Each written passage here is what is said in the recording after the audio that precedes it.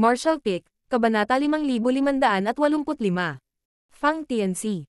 Kung hindi siya mali ang narinig, dapat sa tiyan ni Madam nanggaling ang tunog. Bagamat hindi masyadong mataas ang cultivation ni Fang Yubay, nasa true element stage pa rin siya, kaya paanong hindi niya maririnig ang boses na ito? Bukod dito, pamilyar sa kanya ang boses na ito. Dati, kapag maayos na ang bata sa tiyan ng kanyang asawa, hindi mabilang na beses niyang idinikit ang kanyang tenga sa tiyan ni Madam para pakinggan ang mga galaw ng bagong buhay, at ito ang ganitong uri ng magaan na tibok ng puso. Tahimik. Biglang sumigaw si Fang Yubay. Ang tumatangis na mga alilang babae at ang tahimik na umiiyak na matandang babae ay tumigil lahat, hindi nang ahas na kumilos ng padalos-dalos. Sa tabi ng kama, itinaas ni Fang Yubay ang kanyang ulo upang tingnan ang kanyang asawa. Hindi niya alam kung imahinasyon niya lang iyon, pero pakiramdam niya ay may pahiwatig na ng kulay ang kanyang asawa na dati ay kasing putla ng papel. Dong. Ang isa pang mahinang tunog ay nagmula sa tiyan ni Madam ng pamilya. Nanginginig, dahan-dahang yumuko si Fang Yubay at sumandal sa tiyan ng kanyang asawa, kinakabahang naghihintay. Dong. Dong. Dong. Dong. Ang mahinang pintig ng puso ay senyales na muling nabubuhay ang buhay ng sanggol. Noong una, medyo magulo, pero unti-unti, naging normal.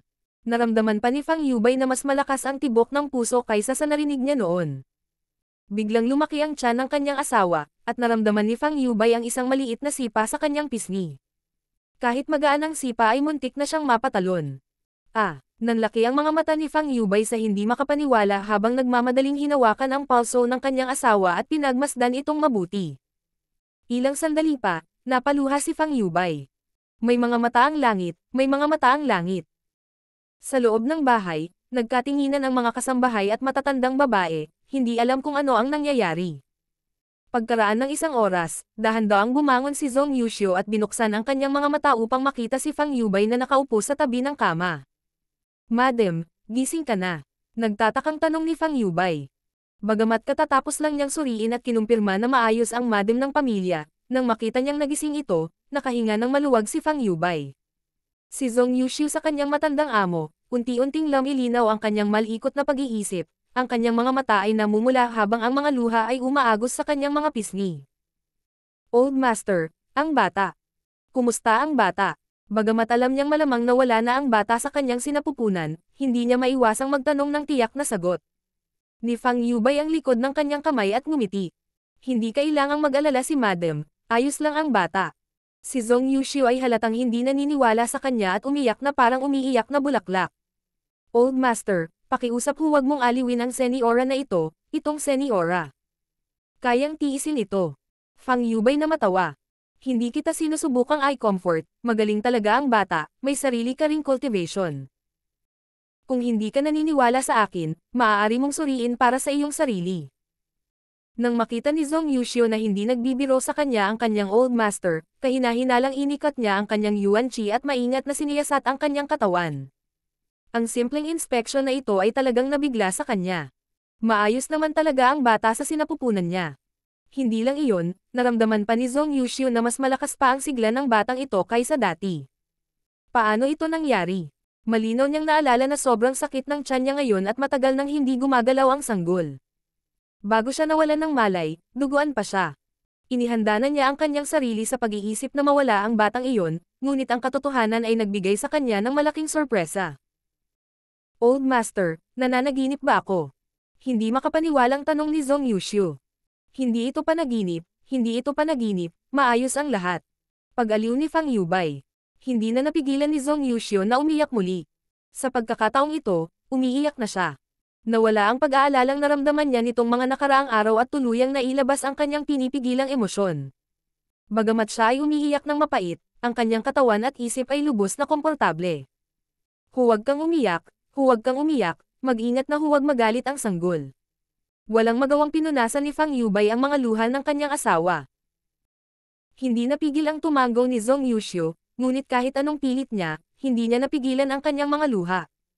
Pagkaraan ng mahabang panahon, sa wakas ay tumigil na siya sa pag-iyak at marahang hinihimas ang kanyang tiyan, napakagatlabi habang sinasabi.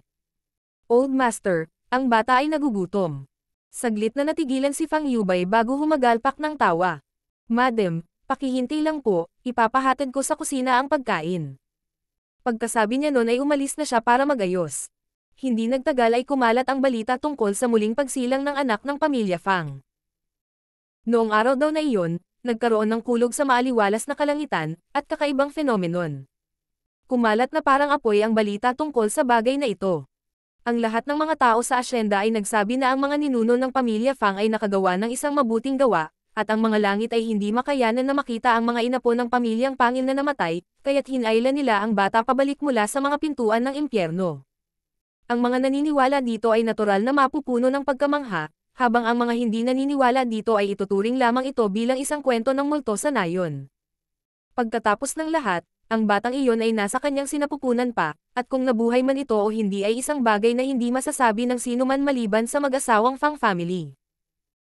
Gayunpaman, sa araw na iyon, isang kulog ang nangyari sa isang maaliwalas na kalangitan, at niyanig nito ang buong Void World. Ang Void World at ang iba't ibang malalaking sekta ay nagpadala ng mga tao upang mag-imbestiga, ngunit wala silang mahanap. Ang tiyan ni Zhong Yuxiu ay lumalaki araw-araw. Kakaiba, pagkatapos ng araw na iyon, hindi hangin ang sigla ng bata sa kanyang tiyan, at maging ang orihinal na payat na si Zhong Yuxiu ay unti-unting napuno. 10 buwan ng buntis ang asawa ni Fang Yubay, at sa araw ng kapanganakan ng kanyang anak, si Fang Yubay ay sabik na naghihintay sa labas ng bahay habang ang midwife at mga alilang babae ay pumasok at umalis. Pagkaraan ng isang oras, isang malakas na sigaw ang umalangaw mula sa loob ng bahay, na sinundan ng isang katulong na dumating upang iulat ang mabuting balita. Master, ito ay isang young master. Tumulo ang luha sa mukha ni Fang Yubay. Ang pamilya Fang ay may isang inapo. Ang pamilya Fang ay mayroon na ngayong bagong maliit na young master na pinangalan ng Fang Tianxi. Noon pa man naramdaman ni Fang Yubay na ang batang ito ay ipinagkaloob ng langit, at kung hindi dahil sa may mga mata ang langit, ang batang ito ay namatay sa sinapupunan. Palibhas ay may anak sa ganoong katandaan, labis na hinahangaan ni Fang Yubay ang kanyang anak. Ang pamilya Fang ay hindi isang malaking pamilya, ngunit si Fang Yubay ay hindi maramaw sa kanyang anak. Kung ang isang ordinaryong bata ay pinapahalagahan ng ganito mula pa noong bata pa sila, maaaring magkaroon sila ng masamang ugali ng isang young master, ngunit si Fang Tianxi ay medyo matino. Bagamat lumaki siya sa Karangyan, hindi pa siya nakagawa ng anumang bagay na makakasira sa mundo. Bukod dito, siya ay may talento at matalino, kaya siya ay lubos na nagustuhan ng pamilyang Fang. Ang maliit na young master ay dahan-dahang lumaki. Fang Yubay na pumasok siya sa 7-star sect, kaya natural na binigyan niya siya ng pundasyon mula pa noong bata pa siya at tinuruan siya ng ilang mga pangunahing pamamaraan ng paglilinang. Gayunpaman, ang medyo ikinalungkot ni Fang Yubay ay kahit na ang batang ito ay matalino, wala siyang talento sa Tao of Cultivation. Hanggang sa siya ay 13 taong gulang na siya ay nakarating sa initial element stage. Pagkatapos ng 5 taon, naabot niya ang yugto ng Chi Transformation. Ang kanyang kakayahan para sa paglilinang ay bahagyang mas mataas kaysa kay Fang Yubay, ngunit ito ay limitado pa rin. Ang Void World ay mayaman sa spiritual energy, at kung siya ay isang henyo, siya man lang ay magkakaroon ng True Element Stage Cultivation sa edad na 18. Gayunpaman, si Fang Tianxi ay nasa Chi Transformation Stage lamang, dalawang magandang kaharian ang layo mula sa True Element Stage. Ang ganitong uri ng kakayahan ay isang bagay na hindi kailanman ilalagay sa kanilang mga mata ng 7-star sect, kahit sa ilang maliliit na sects. Tinanggap lang ni Fang Yubay ang kanyang kapalaran. Ang pagkakaroon ng ganoong anak ay isa ng pagpapala, ngunit iginiit pa rin niya na siya ay may mahusay na kakayahan para sa paglilinang dahil siya ay sakam. Buti na lang at hindi nasaran ng loob ang batang ito at masigasig na nilinang, kaya medyo matibay ang kanyang pundasyon. Iisa lang ang anak sa pamilya, kaya hindi na kayanan ng mag-asawa na pabayaan siya sa mahabang paglalakbay para maging alagad ng isang sekta, kaya tinuruan nila siya sa bahay. Araw-araw, taon-taon. Si Fang Yubay at ang kanyang asawa ay unti-unting lumaki. Ang kanilang paglilinang ay hindi mataas at ang kanilang mga lifespan ay hindi nagtagal. Bagamat ang Void World ay mayaman sa spiritual na energy at kahit na ang mga ordinaryong tao na hindi pa nalilinang ay maaaring mabuhay ng mahabang buhay, darating ang araw na sila ay mamamatay. Bagamat may sariling kultibasyon ang mag-asawa, nabuhay pa rin sila ng mas matagal. Hindi nagtagal, naramdaman ng mag-asawa na kulang sila sa enerhiya, na para bang malapit na silang mamatay.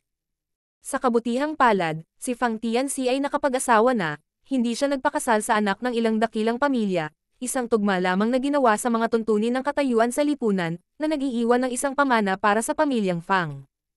Pagkaraan ng ilang taon pa, pumanaw sina Fang Yubay at Zhong Yuxiu. Mabilis na lumipas ang oras, at si Fang Tianxi ay may bakas ng oras na dumaan sa kanyang mukha. Sa edad na 150 years old, bigla ding pumanaw ang kanyang asawa. Sa kanyang buhay, iisa lang ang kanyang napangasawa, at tulad ng kanyang mga magulang, medyo malalim ang relasyon ng mag-asawa. Sa kasamaang palad, ang kanyang nag-iisang asawa ay isang ordinaryong tao na hindi kailanman legal inang, kaya't ang kanyang buhay ay medyo maikli. Bagamat marami na siyang anak at apo, napuno pa rin siya ng kalungkutan sa pagpanaw ng kanyang nag-iisang asawa. Sa magdamag, siya ay tila may edad na ilang dosenang taon, ang kanyang buhok ay nagiging puti. Maagang pumanaw ang kanyang mga magulang, at maging ang kanyang asawa, na kasama niya sa buong buhay niya, ay pumanaw na. Sa kasaganaan ng pamilyang Fang sa kasagsagan nito, wala nang anumang alalahanin si Fang Tianxi. Ipinatawag niya ang kanyang mga anak at sinabi sa kanila ang tungkol sa kanyang mga planong maglakbay sa mundo at iwanan ang pamilyang Fang. Ang mga bata ay likas na ayaw. Si Fang Tianxi ay nagsimulang mag-cultivate mula pa noong siya ay bata at nasa yugto pa lamang ng Immortal Ascension. Sa kanyang katandaan, paano niya mapangangalagaan ang kanyang sarili? Ang Void World ay hindi masyadong mapanganib, ngunit kung mag-isa siyang maglalakbay, magiging mahirap para sa kanya na labanan ang anumang panganib. Sa kasamaang palad, nagpa siya si Fang Tianxi at ipinatawag lamang ang mga bata upang ipaalam sa kanila, hindi para pag-usapan ang anumang bagay sa kanila. Pagkalipas ng ilang araw, sa labas ng Fang Family Manor, si Fang Tianxi ay nag-iisa, ang kanyang anyo ay naglalaho sa malayo habang ang kanyang maraming mga anak at apo ay lumuhad upang makita siya. Hindi alam ni Fang Tianxi kung bakit niya gustong maglakbay ng napakalayo, ngunit lohikal na pagsasalita, matagal na siyang nawala sa pagmamaneho ng isang binata na may hawak na espada hanggang sa dulo ng mundo at lumaban sa isang matinding labanan. Sa edad na ito, dapat ay namumuhay siya ng walang pakialam at nag-e-enjoy sa buhay kasama ang kanyang mga apo. Gayunpaman, may pinipigilang pagnanasa sa kanyang puso, na sinasabi sa kanyang sarili na napakalaki ng mundong ito at dapat niyang tingnan. Ang salpok na ito ay umiral na mula pa noong siya ay isang matinong bata. Sa kasamaang palad, hindi maganda ang kanyang cultivation aptitude at hindi malakas ang kanyang lakas. Bata pa lang siya ay nariyan pa ang kanyang mga magulang kaya hindi siya bumiyahe ng malayo. Nang pumanaw ang kanyang mga magulang, nagpakasal siya at nagkaanak. Ang mahina niyang lakas ay hindi sapat para matupad niya ang kanyang mga pangarap. Ngayong wala na ang kanyang asawa, magkakaroon na ng sariling biyaya ang kanyang mga anak at apo. Wala na siyang pag-aalinlangan, kahit mamatay siya sa labas, matutupad niya ang pangarap niya noong bata pa siya. Sa gabi, pumunta siya sa isang malayong bundok upang magpahinga at magnilay. Mula nang magsimula siyang magtanim, hindi na siya nagpahuli.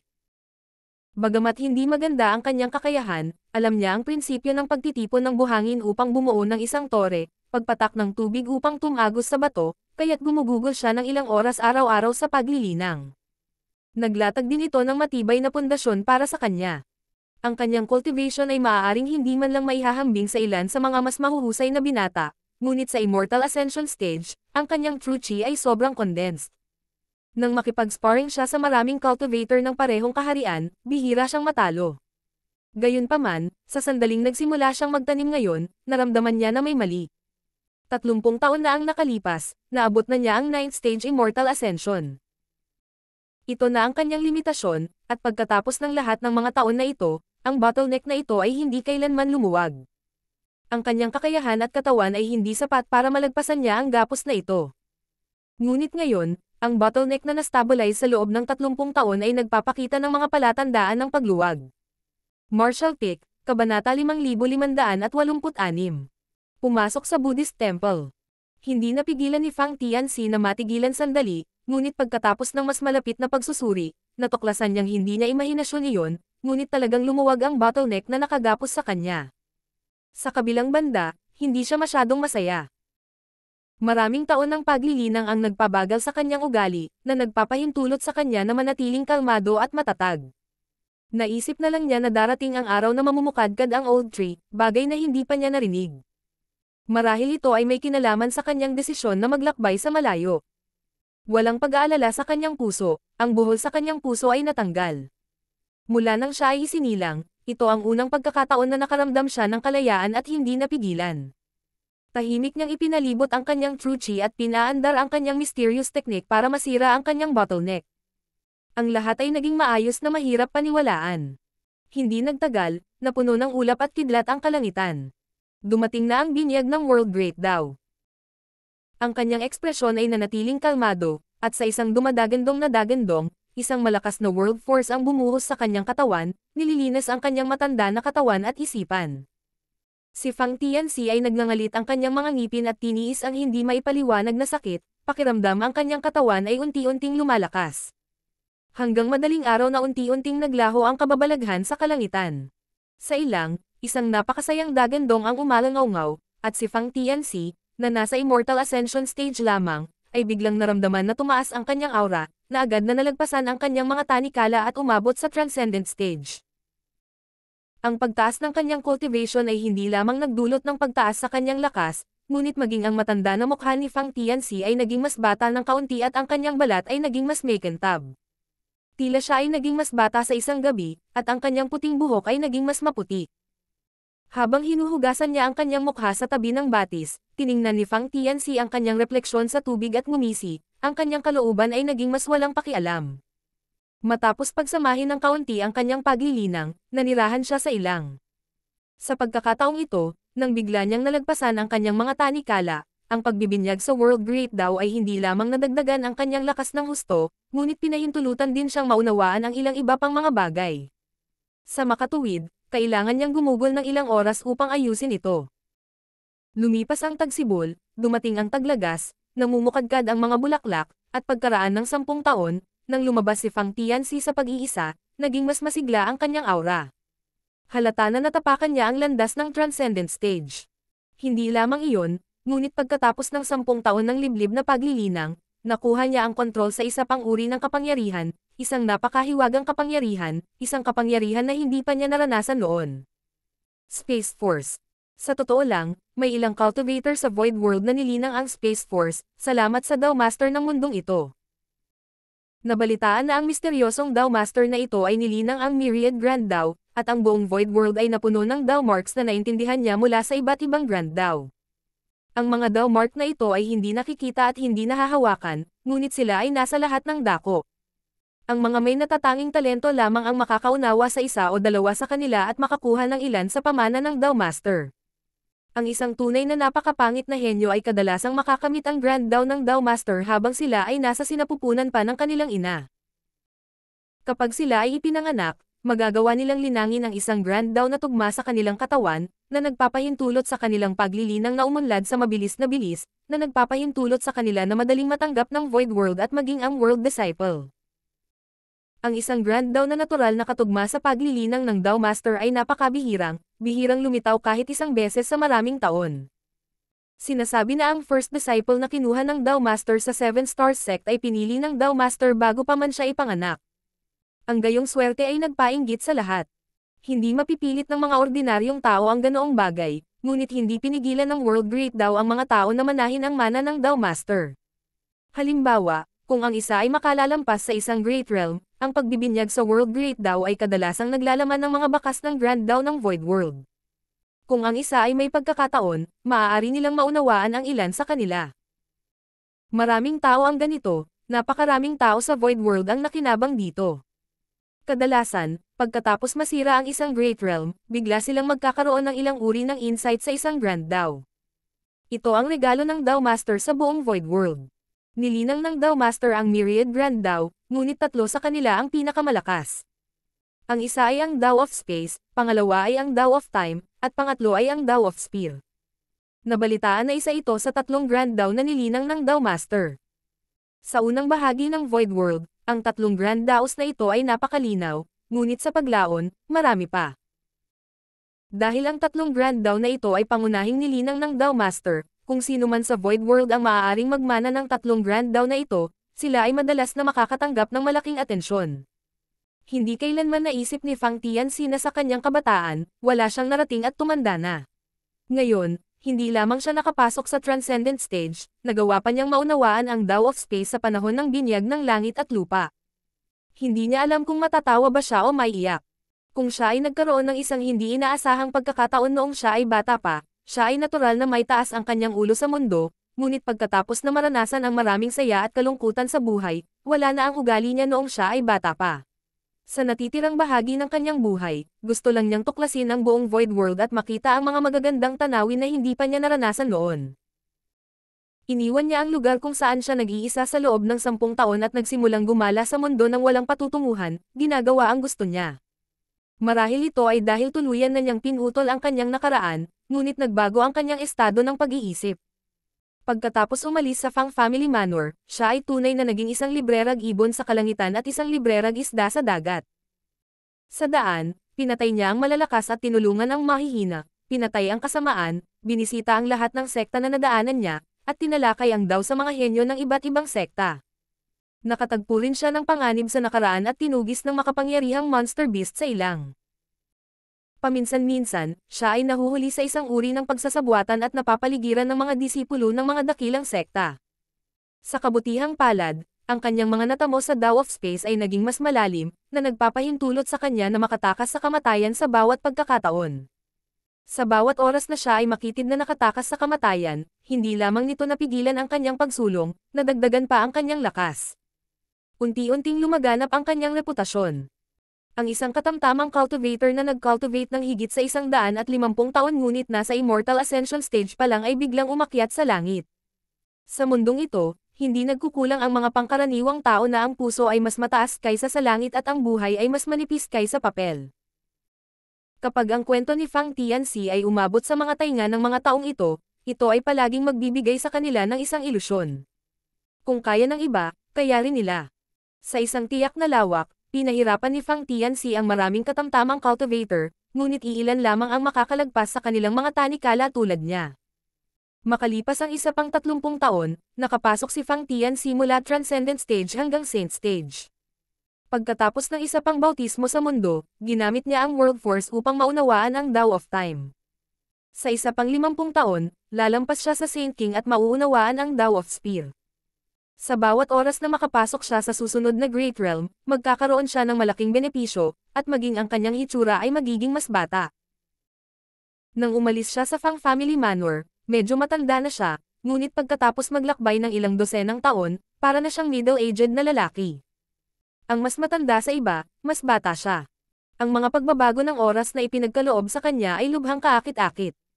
Bilang karagdagan, ang kanyang reputasyon ay hindi maliit, at kahit na ang kanyang paglilinang ay hindi masyadong mataas, ang kanyang mga kakaibang karanasan sa buhay ay ginawa siyang isang alamat sa Void World. Maraming pamilya ang gustong kumalap sa kanya, at ang tukso ng kagandahan ang pinakamabisa at simpleng paraan. Gayunpaman, ang mga ambisyon ni Fang Tianxi ay wala rito, kaya natural niyang tinanggihan ang mga ito isa-isa at nagpatuloy sa kanyang paglalakbay. Sa nakalipas na ilang taon, marami siyang naging kaibigan, ngunit wala ni isa sa kanila ang nakasama sa kanya sa lahat ng paraan. Paminsan-minsan, nalulungkot siya, iniisip na marahil ito ang kabayaran ng paghabol sa Martial Dao. Hindi siya bumalik sa Fang Family Manor. Mula nang umalis siya noong araw na iyon, hindi na niya binalak na bumalik, nag-iiwan ng bakas ng insenso. Ang pamamaalam na ito ay maaaring ituring na isang kompletong pagtanggal ng kanyang nakaraan. Kung ikukumpara sa iba pang mga henyo, ang bilis ng cultivation ni Fang Tianxi ay hindi mabilis, ngunit ito ay steady, kaya ang kanyang pundasyon ay napakatibay. Matapos maglakbay ng napakaraming taon at makipagpalitan ng mga pointer sa mga cultivator ng parehong kaharian, hindi pa siya natalo kahit isang labanan at maituturing na hindi magagapi sa kanyang mga kasamahan. Higit pa rito, namana niya ang 3 Grand Dao ng Dao Master, na naging sanhi ng pag-angat ng kanyang reputasyon. Kailangang malaman na sa nakaraan, kahit na ang mga cultivator ng Void World ay nagkaroon ng pagkakataon na magmana ng Dao Master's Grand Dao, wala pang katulad niya na nagmana ng Space, Time at Spear Dao ng magkasama. Nagtataka ito sa lahat kung paano nagkaroon ng ganitong pagkakataon ang taong ito. Sa lohikal na pagsasalita, ang mga tunay na henyo ay magpapakita ng kanilang katalinuhan sa murang edad, ngunit iba si Fang Tianxi. Unti-unti siyang sumikat pagkatapos ng mahigit 100 taong gulang, at ang bilis ng kanyang pagsikat ay hindi masyadong mabilis, ngunit nagawa niya ang isang bagay na hindi kayang gawin ng sinumang cultivator sa buong Void World. Origin Returning, Origin King, Source Dao, Emperor Realm. Si Fang Tianxi ay gumawa ng isang hakbang sa isang pagkakataon. Siya ay isang menor de edad na karakter na unti-unting lumaki bilang isang maimpluwensyang master, at halos 1,000 taon na ang nakalipas mula noong umalis siya sa Fang Family Manor. Ang mundo ay nagbabago, at ang mga bituin ay nagbabago. Ang isang solong tao ay gumugol ng halos 1,000 taon upang makapasok mula sa Immortal Ascension Stage hanggang sa Emperor Realm. Ang bilis na ito ay hindi mabilis, at ang kanyang kakayahan ay talagang hindi maganda. Sa lohikal na pagsasalita, hindi dapat nangyari ang ganitong sitwasyon. Isang cultivator na naglilinang sa ganoong karangyang kapaligiran sa Void World, kung hindi siya makalusot sa Emperor Realm sa loob ng 1,000 taon, magiging imposible para sa kanya na makalusot sa kanyang buhay. Ngunit nagawa ito ni Fang Tianxi. Minsan ay may nagtanong sa kanya tungkol sa mga secret cultivation. Hindi alam ni Fang Tianxi na pagkatapos umalis sa Fang Family Village, kahit na mabagal ang kanyang cultivation speed, wala na siyang bottleneck. Sa madaling salita, kahit na ang kanyang paglaki ay hindi mabilis, hanggat siya ay naglilinang ng sapat na katagalan, siya ay palaging makakalusot sa susunod na Great Realm, hindi tulad ng iba pang mga cultivator, kahit na sila ay naipon ng sapat, sila ay mananatili pa rin para sa natitirang bahagi ng kanilang buhay. Nagdulot ito ng pagpapantasya ng maraming master sa Void World. Marahil sa kalsada ng paglilinang, ang isa ay hindi maaaring tumutok lamang sa bilis, ang isa ay kailangang magkaroon ng matatag na pundasyon sa bawat kaharian. Sa pag-iisip na ito, maraming mga sekta ang nagsimulang sadyang pigilan ang bilis ng paglilinang ng mga henyong ito, ngunit walang sino man ang makatitiyak sa eksaktong epekto. Sa oras na ito, si Fang Tianxi, na mayroon ng Emperor Realm Cultivation, ay dinala sa Void World. Ang training hall ay isang maringal na palasyo na lumulutang sa ibabaw ng buong Void World. Lahat ng cultivator sa Void World ay ipinagmamalaki na makasali dito. Ang pagkakaroon ng training hall na ito ay kinuha ang magandang kapalaran ng langit at lupa. Kahit na ito ay isang palasyo, mayroong isang malaking espasyo sa loob, ito ay napakalawak. Noong unang dumating si Fang Tianxi dito, naramdaman niya ang lalim ng training hall na ito, na parabang naglalaman ito ng mga misteryo ng Space Grand daw. Bukod dito, nasaan man ang mga tao ng Void World, hanggat itinaas nila ang kanilang mga ulo, makikita nila ng malinaw ang training hall na kumakatawan sa pinakamataas na karangalan ng mundong ito. Sinabi na ang training hall ay personal na itinayo ng Dao Master, at nang unang lumitaw ang training hall, nagdulot ito ng sensasyon sa buong mundo. Bukod dito, ang training hall ay responsable sa pagpili ng mga talento mula sa Void World. Martial Pick, Kabanata 5587. Senior Brother Liu. Natural na hindi alam ng mga ordinaryong tao kung bakit nagre-recruit ng mga talento ang Void World. Sa nakalipas na 10,000 taon, hindi mabilang na mga mahuhusay na cultivator ang dinala sa Void World, ngunit pagkatapos noon, nawala sila. Walang nakakaalam kung saan sila nagpunta. Tanging mga alingaw lamang na nagsasabi na ang mga master na ito ay nakalusot sa Void at umalis sa Void World upang ituloy ang isang mas malalim na martial Dao. Natural na narinig ni Fang Tianxi ang mga chismis na ito, kaya hindi niya ito isinapuso. Pagkatapos ng lahat, ang mga chismis ay madalas na walang batayan at hindi maituturing na tumpak. Gayunpaman, pagkatapos na dalhin sa Void World, nalaman niyang totoo ang mga chismis. Maraming mga lihim ang naging lihim sa mga cultivator ng Void World, ngunit sa training hall, sila ay karaniwang kaalaman. Sa sandaling ito lamang niya naunawaan na ang Emperor Realm ay hindi ang rurok ng martial Dao. Sa itaas ng Emperor Realm ay ang Heaven Opening Realm, at ang Heaven Opening Realm ay hinati sa 9 na grado, 1st grade hanggang 9th grade. Pinagsasama ang isang Dao Seal, binubuksan ang langit at lupa sa sariling katawan, lumilikha ng miniature universe, na siyang Heaven Opening Realm. Ang buong Void World ay ang miniature universe world ng Dao Master. Sa madaling salita, ang hindi mabilang na buhay na nilalang sa Void World ay naninirahan lahat sa tiyan ng Dao Master. Nang malaman niya ang katotohanan ito, medyo nalitaw si Fang Tianxi. Hindi mababaw ang kanyang karanasan, kung tutusin, nalakbay na niya ang buong Void World sa loob ng 1,000 taon.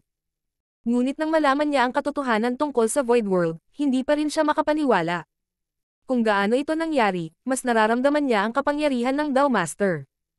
Ang napakalaking mundo ay talagang miniature universe ng Dao Master. Sa ang grado ng Heaven Opening Realm ang Dao Master na iyon. Ang namamahala sa pagtanggap sa kanya ay isang senior brother na may apelyidong Liu na nagpakilala bilang Liu Jingshan. Sa mga tuntunin ng edad, maaaring hindi siya kasing husay, ngunit ang kanyang paglilinang ay nasa Third Order Emperor Realm. Ang bawat tao na dinala sa Void World ay matatanggap ng mga espesyal na tauhan na may pananagutan sa pagpapaliwanag ng orihinal na intensyon ng Void World at pagsagot sa mga tanong ng mga bagong dating. Ipinahayag ni Fang Tianxi ang kanyang mga pagdududa. Ngumiti si Liu Jingshan at sinabing, hindi ko alam kung anong grado ng Heaven Opening Realm ang Dao Master, pero sa tingin ko hindi ito masama. Ito ay alinman sa 8th grade o 9th grade. Itinuring ng bawat cultivator sa Void World ang Dao Master bilang isang Diyos, kaya natural na mataas ang tingin nila sa kanyang cultivation. Si Fang Tianxi ay lubos na sumang-ayon at nagtanong.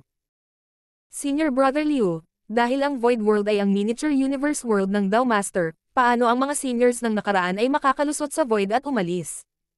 Kung talagang may ganoong kakayahan ang isang tao, hindi ba kailangan nilang magbukas ng butas sa tiyan ng Dao Master? Iniisip pa lang niya ay kinikilig na siya. Sinabi ni Liu Jingshan. Ito ay tinatawag na Shattering the Void, ngunit hindi talaga iyon ang kaso. Kaya lang, pinaalis sila ng Dao Master sa Void World. Ito ay may kaugnayan sa dahilan kung bakit ang training hall ay pumipili ng mga talento. Paki-enlighten me, senior brother. Seryosong sabi ni Fang Tianxi. Pagkatapos ng 1,000 taon ng paglalakbay, natural na naunawaan niya ang mga paraan ng mundo. Bagamat kilala ang kanyang reputasyon, sa harap nitong si Liu Jingshan, siya ay kumilos ng labis na mapagpakumbaba. Sabihin natin sa ganitong paraan, ang human race sa labas ng mundo ay kasalukuyang nakikipaglaban sa isang napakasamang lahi. Ang lahi na iyon ay napakalakas, at kahit ang Dao Master ay hindi makakapantay sa kanila. Kung sila ay matalo, ang labas ng mundo ay maaaring masira, kaya ang Dao Master ay nangangailangan ng malaking bilang ng mga katulong, at tayong lahat ng mga disipulo na dinala sa training hall ay magiging kanyang tulong sa hinaharap. Bahagyang nanginig ang puso ni Fang Tianxi. Anong uri ng lahi na kahit ang Dao Master ay nahihirapang harapin? Saglit itong pinag-isipan ni Liu Jingshan bago sumagot. Mukhang tinatawag itong Black Ink Clan. Ang kanilang kapangyarihan ay lubhang kinakaing unti-unti, at kapag nahawahan na, hindi na ito maaalis. Bukod dito, ang Black Ink Strength ay maaaring maging sanhi ng human race na mawala ang kanilang orihinal na kalikasan, na ginagawa silang kanilang mga alipin. Sumipsot ng malamig na hangin si Fang Tianxi. Mayroon talagang masamang puwersa sa mundong ito. Bumantong hiningan si Liu Jingshan. Sino ang nakakaalam? Sinasabi na maraming taon na ang nakalipas, mayroong isang Black Ink Clan sa training hall. Tila dinala sila ng Dao Master dito upang payagan ang mga disipulo ng training hall na magsanay, ngunit sa hindi malamang dahilan, nawala sila. Walang nakakaalam kung ano ang hitsura ng Black Ink Clan o kung ano ang mga kahihinatnan pagkatapos na makontamina ng Black Ink Strength. Bahagyang tumango si Fang Tianxi. Kung ganoon, maaaring hindi maganda ang sitwasyon sa labas ng mundo. Sinabi ni Liu Jingshan. Kung gayon, walang paraan upang malaman. Matagal na mula nang ilabas ng Dao Master ang mga talentong pinili niya mula sa training hall.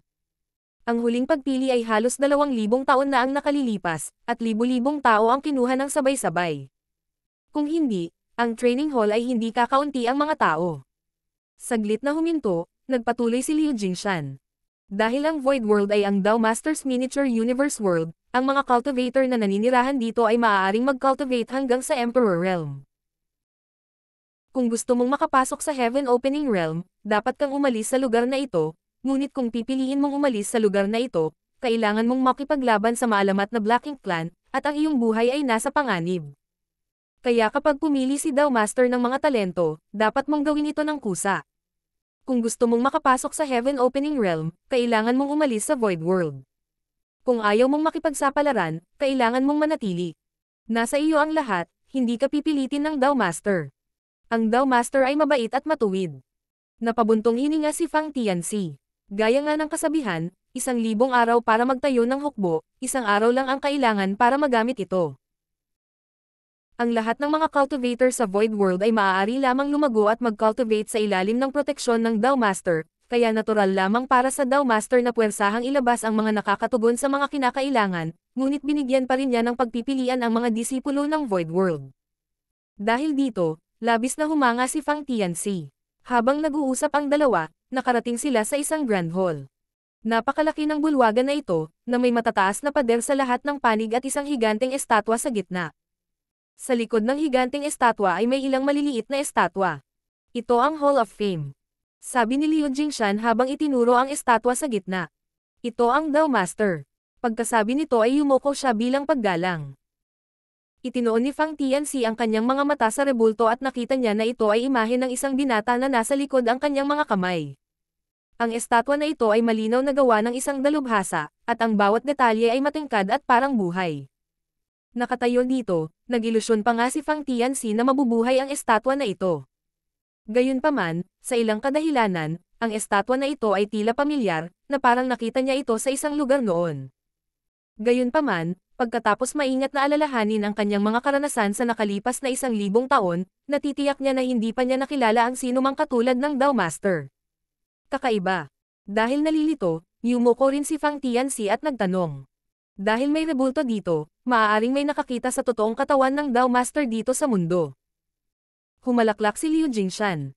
Natural na hindi natin makikita ang kanyang tunay na katawan, ngunit sinasabing minsang naglibot ang Dao Master sa kanyang sariling miniature universe world kasama ang kanyang soul incarnation. Dapat malaman ni Junior Brother na ang Dao Master ay minsang nanatili sa 7-star sect, noong siya ay naglalakbay sa mundo kasama ang kanyang soul incarnation, siya ay nanatili sa 7-star sect sa loob ng ilang panahon. Paanong hindi alam ni Fang Tianxi ang tungkol sa 7-star sect? Noong bata pa siya, ang pinakamalaking pangarap niya ay ang makasali sa 7-star sect, ngunit sa kasamaang palad, ang kanyang kakayahan ay napakahina upang matugunan ang kanilang mga kinakailangan. Ang Fang Family Manor ay nasa saklaw ng impluwensya ng 7-star sect, kaya marami siyang narinig tungkol sa 7-star sect. May chismis na ang Dao Master ay dating Supreme Elder ng 7-star sect, totoo ba iyon? Nagulat si Fang Tianxi. Siyempre, kung hindi dahil doon, paano nananatiling nakatayo ang 7-star sect sa loob ng 10,000 taon? Sa paglipas ng panahon, karaniwan nang nagbabago ang mga sekta.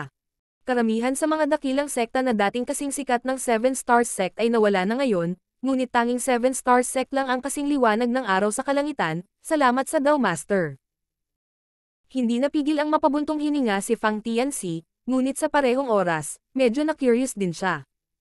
Ang isang tao ay talagang hinati ang kanyang soul incarnation para maglakbay sa kanyang miniature universe world. Gaano siya kabagot?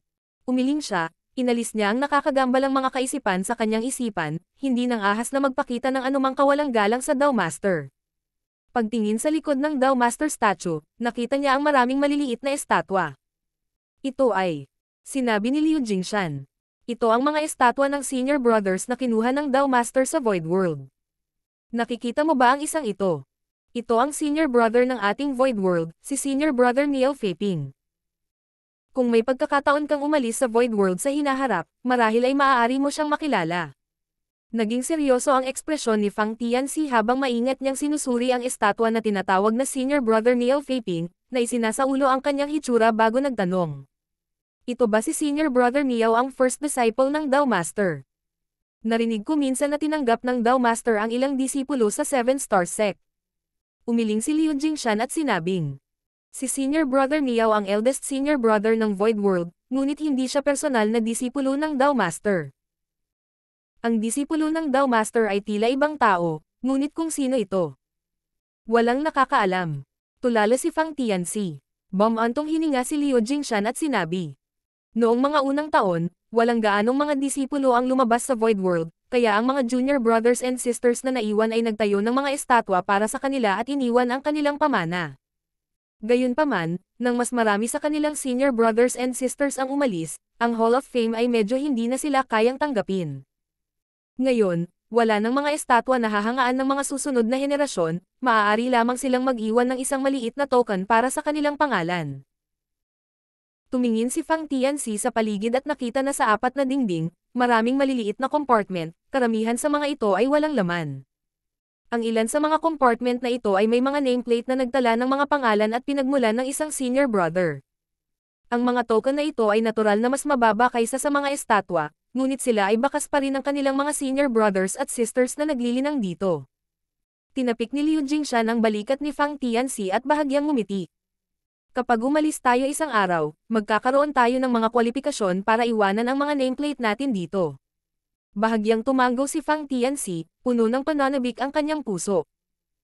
Napagpasyahan niyang lisanin ang Fang Family Manor at putulin ang lahat ng relasyon sa Fang Family para maranasan ang mga kababalaghang hindi pa niya nakita sa unang kalahati ng kanyang buhay. Kung nagkataon, nakalusot siya hanggang sa puntong ito, na nagbigay sa kanya ng higit na pag-asa para sa hinaharap. Ano man ang iniisip ng ibang senior brothers at senior sisters, kung mayroon siyang mga kwalifikasyon, malugod niyang aalis sa Void World. Nakita na niya ang lahat ng kababalaghan sa mundong ito, at ang labas ng mundo ay mas malawak pa. Pagkaalis nilang dalawa sa Hall of Fame, nagtanong si Fang Tianxi. Senior Brother Liu, ang kaharian sa itaas ng Emperor Realm ay tinatawag na Heaven Opening Realm. Tungkol sa mga detalye, paano mo gustong lumikha ng isang bagong mundo sa iyong sariling katawan? Sinabi ni Liu Jingshan. Una, kailangan mong paikliin ang isang Dowsil. Ang Dowsil ay ang crystallization ng iyong cultivation, ang manifestation ng iyong Grand Dao. Kung ano ang major ng Grand Dao Junior Brother, pagkatapos ay gamitin ang Grand Dao na iyon para gawin ang iyong Dowsil. Siyempre, dapat itong dagdagan ng ilang mahahalagang materyales sa paglilinang. Kaka-rating lang ni Junior Brother sa Emperor Realm at malayo pa sa pag-condense ng Dowsil. Ang pinakamahalagang bagay ngayon ay dagdagan ang iyong paglilinang at mabilis na maabot ang rurok ng Emperor Realm. Halika, dadalhin kita sa library. Magandang lugar ito para kay Junior Brother. Martial Pick, Kabanata 5588. Ang malupit kong kapalaran, Senior Brother. Pagkarating sa library, sa wakas ay naunawaan ni Fang Tianxi kung bakit sinabi ni Liu Jingshan na angkop sa kanya ang lugar na ito. Mayroong malaking bilang ng cultivation technique at secret technique sa silid-aklatan, at ang pinakamahalagang bagay sa lahat ng mga sekta sa Void World ay tila natipon dito. May mga bagay pa nga na tila hindi bagay sa mundong ito. Siyempre, ang mga bagay na ito ay hindi na gaanong nagagamit sa kanya. Sa ngayon, isa na siyang Emperor Realm Master, kaya hindi na niya kailangan pang mag-aral ng cultivation technique o secret technique. Ang pinakamahalagang bagay ngayon ay pagbutihin ang kanyang lakas at mabilis na makapasok sa Third Order Emperor Realm at i-condense ang sarili niyang Dowsil.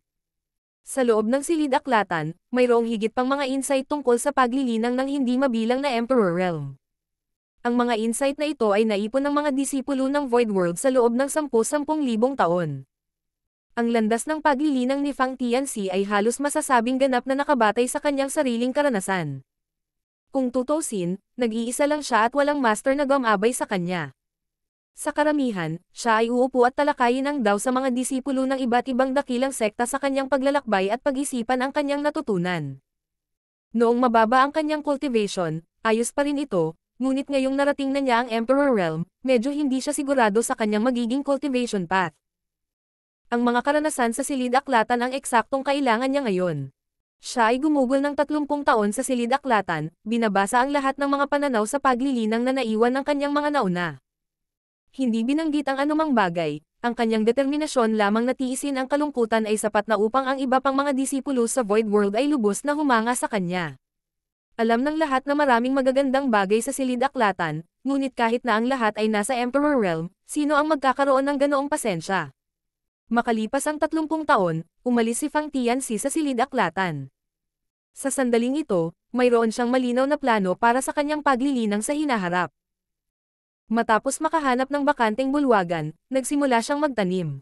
Ang bilis ng kanyang cultivation ay kasing bagal ng dati, kaya hindi siya nagmamadali. Sa anumang kaso, ginugol niya ang nakalipas na 1,000 taon na tulad nito, kaya nasanay na siya. Siya ay hindi isang liblib na cultivator na laging nag-iisa, paminsan-minsan ay lumalabas siya upang makipagpalitan ng mga payo sa kanyang mga kapwa-disipulo. Ito ay isang ugali na binuo niya sa paglilinang sa buong buhay niya, at hindi niya hinayaang pigilan siya ng anumang mga patay na dulo. Dahil ang lahat ng mga disipulo sa Void World ay sobrang talino at mabilis na umunlad sa kanilang paglilinang, halos lahat ng mga disipulo ng Void World ay mga gwapong binata at magagandang babae. Sa kabilang banda, mas mature ang hitsura ni Fang Tianxi. Nang umalis siya sa Fang Family Manor, nagsimula na siyang tumanda. Kahit na ang kanyang paglilinang ay nagpakita ng mga palatandaan ng kanyang kabataan, hindi ito totoo, dahil siya ay mukhang mas bata.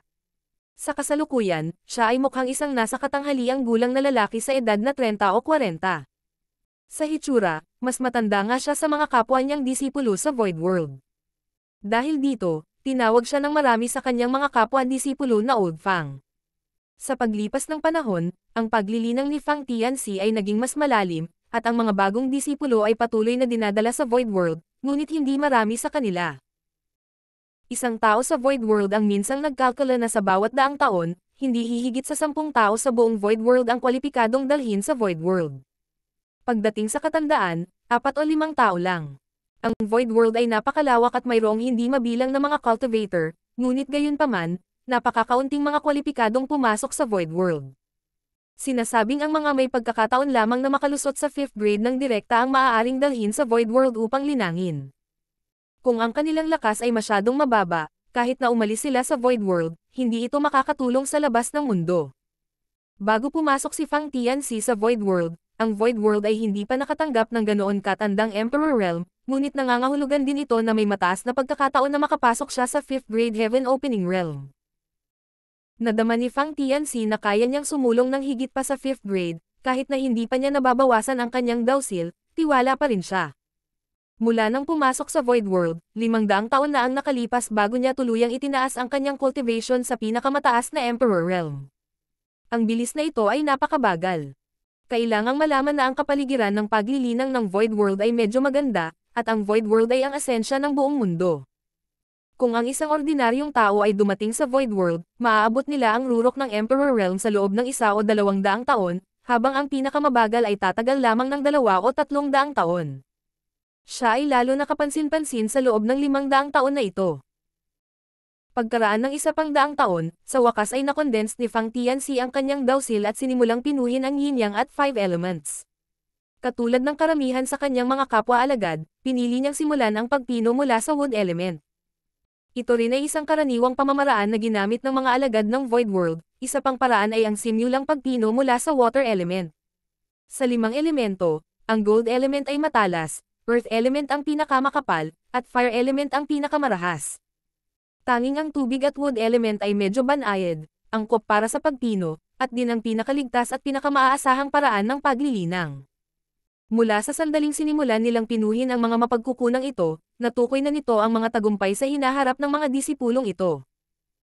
Sa pamamagitan ng pagpili ng ilang grado ng mga mapagkukunan, makakamit nila ang isang kaukulang Heaven Opening Realm sa hinaharap. Kung sila ay maghangad ng masyadong mataas at lumampas sa kanilang mga limitasyon, hindi pa banggitin ang paglusot sa Heaven Opening Realm, hindi imposibleng masira ang kanilang dawsil. Sa makatuwid, ang bawat disipulo sa Void World ay labis na maingat. Gayunpaman, kung ito ang kanilang unang pagkakataon na magpino ng mga mapagkukunan, ang mga disipulo ng Void World ay bahagyang magtataas ng kanilang mga inaasahan at karamihan sa kanila ay pipiliin ang ika-6 o ika-7 baitang wood element o water element. Hindi ito nangangahulugan na maaabot nila ang 6th o 7th grade Heaven Opening Realm sa hinaharap, ito ay medyo banayad lamang ang puwersa ng wood at water element, kaya hanggat ang dawsil ay hindi masyadong mahina, ito ay sa pangkalahatan ay makatiis nito. Isa rin itong magandang pagkakataon na gamitin ang unang pagpipino upang subukan ang mga limitasyon ng tibay ng dawsil ng isang tao. Sa pamamagitan lamang ng pagpili ng mga materyales sa pangalawang pagkakataon ay tunay na matutukoy ng isang tao ang kanyang kinabukasan. Ikinumpara ni Fang Tianxi ang kanyang sarili sa iba pa niyang mga kapwa-disipulo at nadama na ang kanyang dawsil ay sobrang solid, kaya hindi problema para sa kanya na mapaglabanan ang epekto ng resource sa ika-7 baitang. Natural, pinili niya ang 7th grade wood element. Para sa kadahilanang ito, espesyal na tinanong din siya ni Liu Jingshan, at nang malaman niya ang tungkol dito, bahagyang tumango siya. Junior Brother Fang, kahit na mabagal ang iyong cultivation speed, ito ay tiyak na dahil ito ay mabagal na ang iyong pundasyon ay napakatibay. Ang pagpino sa ika-7 baitang wood element ay hindi isang problema, ngunit ang susunod ay ang fire element. Maaari kang magpasya kung anong grado ng fire element ang dapat pinuhin. Natural na tumango si Fang Tianxi bilang pagsang-ayon. Ang pagpino ng isang mapagkukunan ay hindi tumagal ng maraming oras, ngunit pagkatapos ng bawat pagpipino, ang mga quasi-Heaven Opening Realm cultivator na ito ay kailangang magpahinga at magtanim ng ilang taon. Una, kailangan nilang maging pamilyar sa sarili nilang lakas, at pangalawa, dahil ang dawsil ay hindi makatiis ng sobrang epekto sa maikling panahon, ang tanging resulta ng kanilang kasakiman at kawalang ingat ay ang ganap na kabiguan. Sa wala pang kalahating buwan, madaling napino ni Fang Tianxi ang 7th grade wood element nang walang anumang kakulangan sa ginhawa. Pakiramdam niya ay maaari niyang pinuhin ang isang ika-7 baitang fire element. Ito ay nagpasaya sa kanya ng kaunti. Sa pag-iisip pabalik sa kanyang mga karanasan sa buhay, ito ay masyadong kakaiba. Mahina ang kanyang kakayahan, at umalis lamang siya sa Fang Family Manor sa edad na 150 taong gulang. Noong una, gusto lang niyang makita ang tanawin sa labas bago siya mamatay, pero sinong mag-aakala na aabot siya sa taas na ito ng paisa-isa.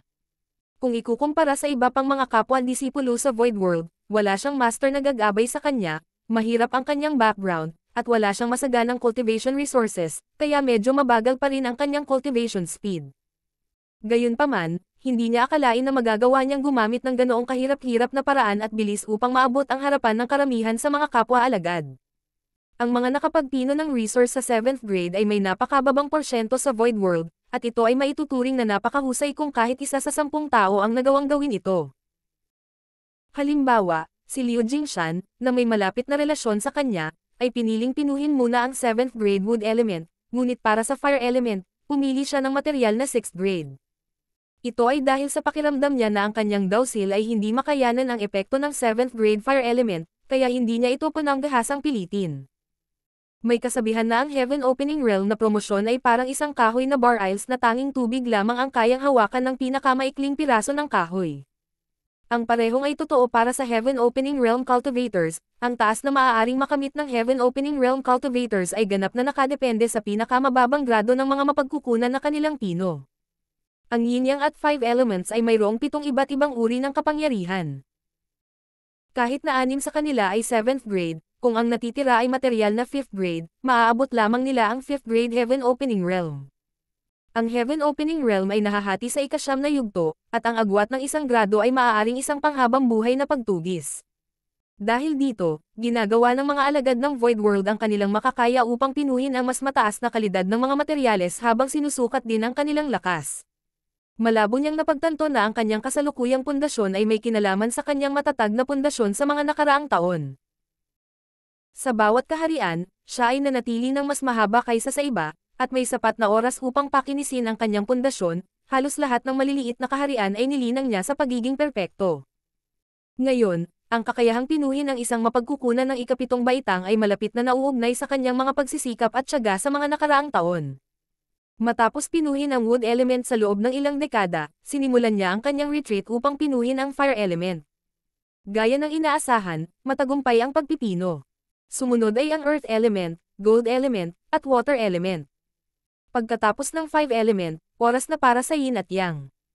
Sa oras na matapos niyang pinuhin ang lahat ng yin-yang at 5 elements, halos 500 taon na ang nakalipas mula noong una niyang pino ang wood element, at 1,000 taon na ang nakalipas mula noong siya ay dumating sa Void World. Sa lohikal na pagsasalita, sa pamamagitan ng pagpino ng yin-yang at 5 elements power, ang isa ay makakalikha ng bagong mundo sa loob ng kanilang katawan. Gayunpaman, ito ay ang Void World kung tutuusin, ang Dao Masters Miniature Universe World. Kung hindi siya aalis sa mundong ito, imposibleng makalusot siya sa Heaven Opening Realm. Sa nakalipas na 1,000 taon, halos 100 junior na kapwa-disipulo ang lumitaw sa Void World. Marahil ito ay dahil siya ay mas mature, ngunit sa tuwing ang kanyang mga kapwa-disipulo ay may anumang pagdududa tungkol sa kanilang paglilinang, sila ay palaging humihingi ng payo sa kanya, na nagpapahintulot sa kanya na makakuha ng maraming mga taga-suporta. Ilang taon na ba si senior brother dito? Sa ilalim ng liwanag ng buwan, umupo sina Fang Tianxi at Liu Jingshan upang uminom. Ngayon na ang kanyang paglilinang ay umabot na sa pinakamataas na bahagi nito, kung siya ay patuloy na maglilinang, walang posibilidad na siya ay gumawa ng anumang pag-unlad. Sa kabilang banda, mas maraming librerag oras si Fang Tianxi. Sa tuwing mangyayari ito, si Liu Jingshan ay lalapit sa kanya na may dalang garapon ng alak. Nang marinig ang tanong na ito, ngumiti si Liu Jingshan. Halos 3,000 taon na ang nakalipas. Maaga pa iyan. Bahagyang tumango si Fang Tianxi. Halos 2,000 taon na siyang naglilinang at 3,000 taon na rito si Liu Jingshan. Nangangahulugan ito na bago ipinanganak si Fang Tianxi, si Liu Jingshan ay nasa loob na ng Void World. Malungkot na sinabi ni Liu Jingshan. Junior brother, alam mo ba na ang senior brother na ito ay maaaring ituring na isa sa mga pinakaunang disipulo na dumating sa Void World na ito? Ang ibig sabihin ng senior brother ay malabong hula ni Fang Tianxi. Umiyak si Liu Jingshan. Napakalungkot ng buhay ni senior brother. Pagkasabi nito, niyakap niya ang garapon ng alak at nagsimulang umiyak. Napuno ng kalituhan ang mukha ni Fang Tianxi, hindi niya alam kung bakit bigla niyang ibinalita ang malungkot na nakaraan ng kanyang senior brother. Kung tutusin, ang kanyang senior brother ay isang quasi-heaven opening realm na napino ang kapangyarihan ng yin-yang at 5 elements, kaya anong uri ng bagyo ang hindi niya nakita noon.